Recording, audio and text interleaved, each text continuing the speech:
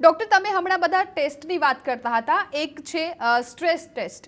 આમાં એવું માનવામાં આવે છે કે આ ટેસ્ટ કરાવ્યા બાદ હૃદયરોગનું પ્રમાણ જે વધતું હોય છે, એની શરૂઆત થતી હોય છે, આવું દર્દીઓનું માનવું હોય છે. તો શું માધવબાગમાં આ ટેસ્ટ કરાવવામાં આવે છે તો દર્દીને કોઈ ફેરફાર જોવા મળશે? સમજો આપણે બાયપાસ કે એન્જિયોપ્લાસ્ટી પણ કરતા હોઈએ, પણ સમજો બાયપાસ એન્જિયોપ્લાસ્ટી પછી પણ સ્ટ્રેસ ટેસ્ટની અંદર આપણો VO2 મેક્સ સમજો 10, 12 કે 15 આવતો હોય, તો આપણે એવું ચોક્કસપણે કહી શકીએ કે હૃદયરોગ જે છે એની સારવાર બાયપાસ અને એન્જિયોપ્લાસ્ટીમાં જે કરી છે એનો પૂરતા પ્રમાણમાં ફાયદો આપણે મેળવી નથી શક્યા.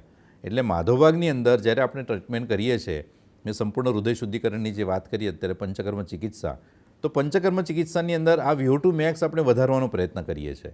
એટલે સરવાળે જ્યારે શુગર અને આ બધી બીમારીઓના લીધે અને હૃદયરોગના લીધે હૃદયનું ફંક્શન આપણે ઘટી ગયેલું હોય, તો આપણે ચોક્કસપણે આ બધી સારવારથી VO2 મેક્સ વધારવાનો પ્રયત્ન કરીએ.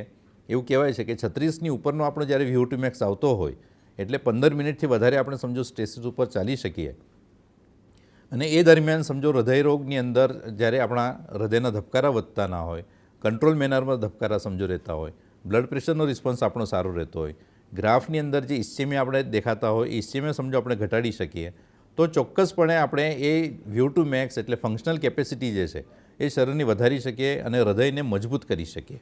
એટલે VO2 મેક્સ જ્યારે તમારો વધારે આવતો હોય તો એવું ચોક્કસપણે કહી શકાય કે બ્લોકેજના લીધે હૃદયરોગનો હુમલો જ્યારે આવતો હોય, તો એ હૃદયરોગના હુમલાની સામે લડવા માટે હૃદય તમારું મજબૂત થઈ જાય છે.